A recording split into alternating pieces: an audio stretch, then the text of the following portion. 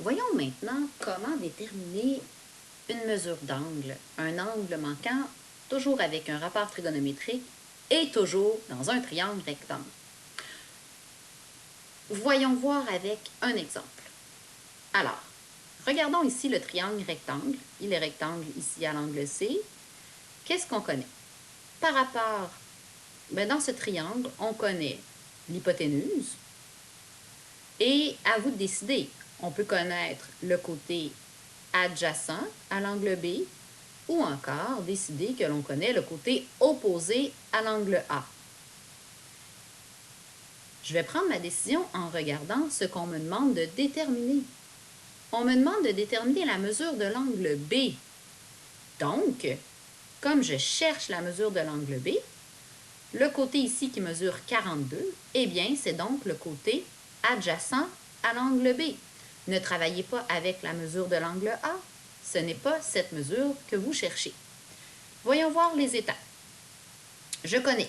Donc, je connais le côté adjacent à l'angle B, puisque c'est l'angle B que je cherche. Je connais l'hypoténuse. Je cherche la mesure de l'angle B. Encore une fois, on doit se demander quel est le rapport trigonométrique qui utilise à la fois côté adjacent et hypoténuse. Le sinus utilise le côté opposé et l'hypoténuse. Le cosinus utilise le côté adjacent et l'hypoténuse. Nous prendrons donc le cosinus de l'angle B. Alors voilà, j'écris ma formule. Dans ma formule, je vais aller remplacer tout ce que je connais. Je ne connais pas l'angle B cette fois-ci. Je connais le côté adjacent et l'hypoténuse. Comme on recherche une mesure d'angle, c'est là qu'on doit utiliser la touche cos-1 sur votre calculatrice. Donc, la plupart du temps, vous allez devoir appuyer sur deuxième fonction cosinus afin de trouver cos-1. Il y a deux façons de le faire.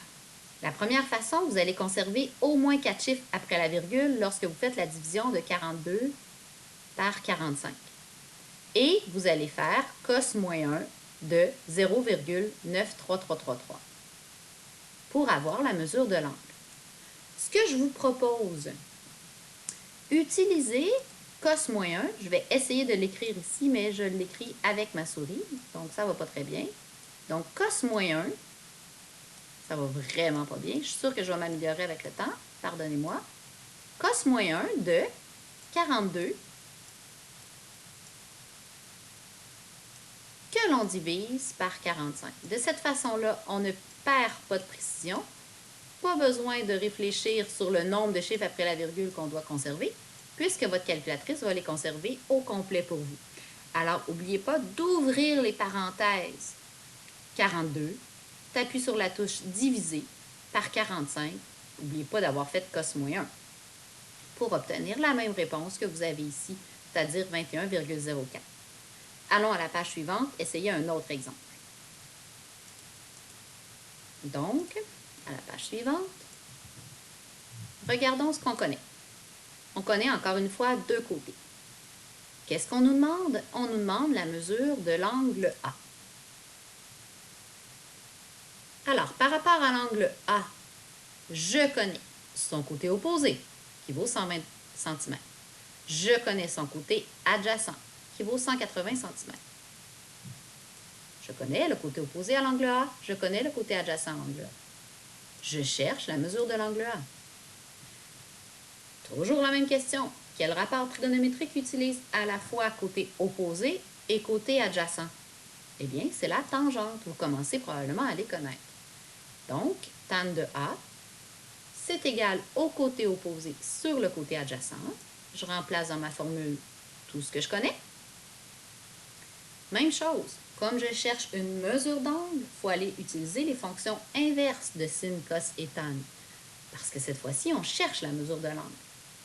Donc, deuxième fonction tangente pour avoir accès à tan-1 de 120 divisé par 180. Ou encore 120 divisé par 180 qui donne 0,66667 parce qu'on arrondit à 4 chiffres après la virgule.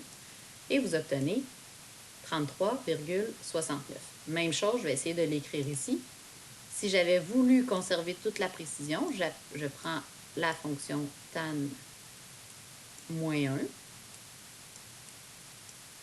Et au lieu de faire 120 divisé par 180, je l'écris comme ça sur ma calculatrice.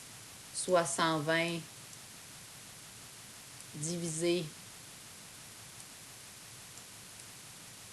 comme ça, là. Ça serait les touches de la calculatrice, par 180.